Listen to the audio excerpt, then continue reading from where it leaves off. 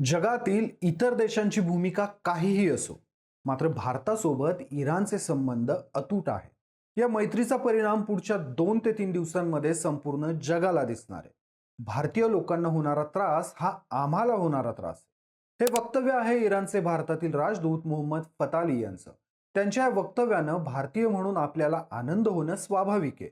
Even सध्याच्या परिस्थितीमध्ये तर मोहम्मद फताली यांच्या या वक्तव्यानं आपल्याला स्वर्ग म्हणतात तो हाच काय असं वाटायला देखील हरकत नाहीये. इराणनं स्वतःहून दाखवलेल्या औदार्यानंतर त्यांचं करावं इतकं कौतुक कमी आहे, पण त्यांच्या भूमिकेनं भारताच्या निर्णय क्षमतेवर मात्र प्रश्नचिन्ह उपस्थित झालेत. भारत का ठोस भूमिका घेत नाहीये? इराणची आपल्याला जास्त गरज असल्याने आणि इराण असंही आपलं मित्र राष्ट्र असल्यानं भारतानं थेट भूमिका घेणं गरजेचं आहे. मात्र या प्रकरणामध्ये भारताची भूमिका बोटचेपी आहे असं म्हणता येईल. पण इतिहासात देखील भारतीय राजकारण्यांच्या भूमिका अशाच राहिल्या होत्या का? ताठ मानेने भारत सरकारनं कधीही कोणासाठी भूमिका घेतली नाही का? भूमिका घेतल्यानंतर त्याचे परिणाम एक राष्ट्र म्हणून काय होतात असे प्रश्न या घटनेमुळे पडतात. या व्हिडिओच्या माध्यमातून आपण याच प्रश्नांची उत्तरं शोधणार आहोत. नमस्कार, मी शशी आणि तुम्ही बघताय कट टू कट. सोव्हिएत युनियननं म्हणजेच युनायटेड स्टेट ऑफ सोव्हिएत रशियानं 1956 मध्ये हंगेरीवर, 1968 मध्ये झेकोस्लोवाकियावर आक्रमण केल्यानंतर भारतानं मौन बाळगलं होतं. याचं कारण, जर आंतरराष्ट्रीय इमेज बनवण्याच्या प्रयत्नात हंगेरी अथवा झेकोस्लोवाकियाच्या बाजूने भूमिका घेतली असती तर मित्र राष्ट्र असणारा रशिया दुखावला गेला असता, जे भारताला परवडणारं नव्हतं. भारत आणि रशियाचे संबंध स्वातंत्र्यानंतर अगदी मित्रत्वाचे राहिलेले आहेत. खनिज तेलासाठी आपण मोठ्या प्रमाणात रशियावर अवलंबून आहोत. सोबतच शिक्षण, संशोधन, लष्करी संशोधन अशा अनेक बाबींमध्ये आपल्याला रशियाची मोठी मदत व्हायची. त्यामुळेच रशियानं युक्रेनवर आक्रमण केल्यानंतर देखील भारतानं थेट भूमिका घेतली नव्हती. अगदी UN मध्ये रशियाच्या विरुद्धच्या ठरावापासून भारत लांब राहिला होता. त्या कालावधीत युक्रेनशी देखील मैत्री टिकवून ठेवण्याचा प्रयत्न भारतानं केलेला. मात्र दोन्ही दगडांवर पाय ठेवणं बऱ्याचदा महागात पडतं, याचं उदाहरण देखील आपल्याला त्या निमित्तानं बघायला मिळाले. भारतानं युक्रेनच्या विरुद्ध जरी भूमिका घेतली नसली तरी युक्रेनच्या बाजूने देखील घेतली नव्हती. त्यामुळे युक्रेनमध्ये वैद्यकीय शिक्षणासाठी गेलेल्या मुलांना युक्रेनी नागरिकांनी मारहाण केलेली. त्यामुळे कोणाचीही बाजू न घेतल्यानं भारताला नुकसान नक्कीच झालं होतं, पण कोणाची तरी बाजू घेऊन होणाऱ्या नुकसानीपेक्षा ते नक्कीच कमी होतं. नाही म्हणायला 1979 मध्ये सोव्हिएत युनियननं अफगाणिस्तानवर आक्रमण केल्यानंतर पंतप्रधान चरण सिंह यांनी सोव्हिएत युनियनला ठाम विरोध केला होता. परंतु त्यानंतर काही महिन्यांनीच सत्तेवर आलेल्या इंदिरा गांधी यांनी संयुक्त राष्ट्रसंघातील भारताचे स्थायी सदस्य ब्रजेश मिश्रा यांना सोव्हिएत युनियन विरुद्धच्या प्रस्तावावर तटस्थ भूमिका घ्यायला लावली होती.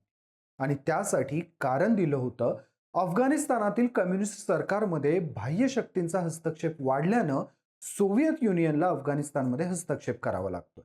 या घटनेमुळे मुस्लिम देशांमध्ये भारताची प्रतिमा थोडीशी अविश्वासू निर्माण झाली होती खरी, मात्र या घटनेनंतर रशियाशी असणारी भारताची मैत्री ही वृद्धिंगत झाली होती. यासोबतच व्हिएतनाम विरुद्ध कंबोडियाचे युद्ध चालू झाल्यानंतर देखील तत्कालीन पंतप्रधान चरण सिंह यांनी कंबोडियाला पाठिंबा दिला होता.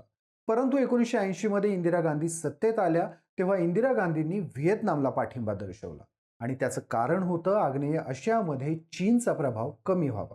यामुळे आग्नेय आशियात भारताच्या भूमिकेबद्दल संदिग्धता निर्माण झाली खरी, पण चीनला विरोध करता येऊ शकतो, किंबहुना भारत चीनचा विरोध करू शकतो, हा यशस्वी मेसेज या घटनेमधून गेला होता.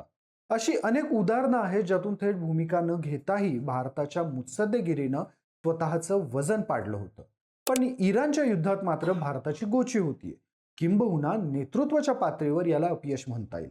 कारण देशात इराण युद्धामुळे उद्भवलेली परिस्थिती, देशात पेट्रोल डिझेलचा साठा आज उद्यावर आलाय, स्वयंपाकाच्या गॅसच्या साठ्याच्या बाबतीत तर फार मोठं प्रश्नचिन्ह उभं राहिलंय.